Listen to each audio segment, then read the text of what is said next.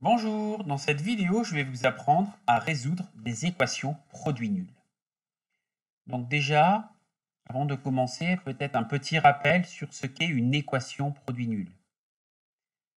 Alors, une équation produit nul est une équation qui va s'écrire sous la forme a fois b égale 0. Par exemple, 2x plus 1 facteur de 3 moins 4x est égal à 0.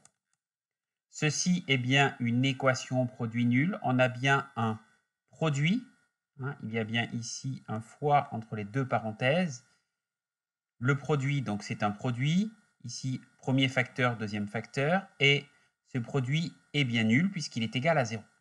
Alors, comment résoudre une équation produit nul? Eh bien, il y a une petite règle qu'il faut connaître qui nous dit très simplement que lorsque l'on a un produit nul, cela signifie que au moins l'un des deux facteurs est nul, l'un ou l'autre. Alors c'est la petite règle que l'on va toujours appliquer, mais attention de bien vérifier qu'on est en présence d'un produit nul. Attention, souvent, on aime bien proposer aux élèves ce genre de choses, et avec l'habitude, quand on résout énormément d'équations produits nuls, on ne fait pas souvent attention aux petits signes qui se trouvent entre les deux parenthèses. Ici, c'est un plus. Cette équation n'est pas une équation produit nul. C'est une simple équation, je dirais, que je qualifierais de classique. Pour résoudre cette petite équation, ici, il suffit simplement de faire 2x plus 1 plus 3 moins 4x égale à 0. Donc je vais additionner les x ensemble, donc le 2x avec le moins 4, ce qui nous donne moins 2x plus 4 qui est égal à 0, c'est-à-dire moins 2x qui est égal à moins 4, et x qui est égal à moins 4. Alors ici, attention, autre source d'erreur. Le moins 2 passe de l'autre côté, il ne devient pas un plus 2, c'est parce qu'ici il y a une multiplication. On divise simplement par 2, ce qui va nous donner 2. Alors, on va s'entraîner, s'exercer à résoudre des équations produits nuls. Donc je rappelle la petite règle ici.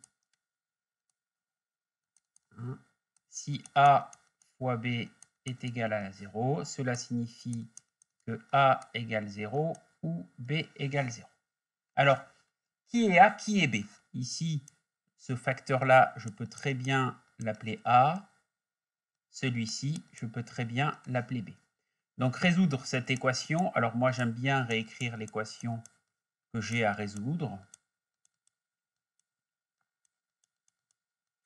Donc cela revient à résoudre le premier facteur est égal à 0 ou le deuxième facteur est égal à 0. Je n'oublie pas le petit ou entre les deux. Donc le plus 7 qui est à gauche passe à droite et devient moins 7. Le moins 12 qui est à gauche passe à droite, devient plus 12. Ici, le 2, c'est 2 fois x, c'est une multiplication. Le 2 va passer de l'autre côté, je vais avoir une division. Et je fais pareil ici avec le 3, ce qui me donne 12 tiers, c'est-à-dire 4. Cette équation a deux solutions qui sont moins 7 demi et 4. Ce que vous noterez au lycée, S égale avec des accolades, moins 7 demi et 4. Ça, c'était pour le petit A. Pour le petit B, il s'agit exactement de la même méthode. La petite différence ici porte sur la variable que l'on a appelée t et pas x. Donc, je vous conseille de mettre la vidéo en pause, d'essayer de résoudre cette équation produit nul et d'ensuite regarder la correction. Alors, je procède de la même manière que tout à l'heure. Ici, c'est mon facteur qui est égal à A et celui-ci qui est égal à B. Donc, je résous. 5t moins 2 égale 0 ou 6t plus 9 égale 0.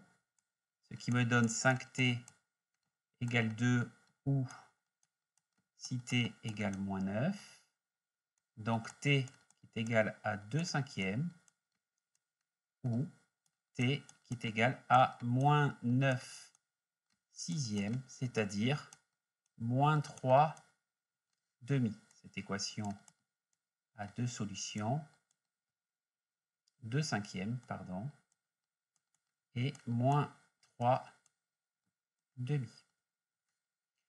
Voilà, j'espère que cette vidéo vous a plu. Si c'est le cas, n'oubliez pas de mettre un petit pouce bleu, de mettre un commentaire et surtout de vous abonner à ma chaîne et de la partager. Merci à tous et à bientôt.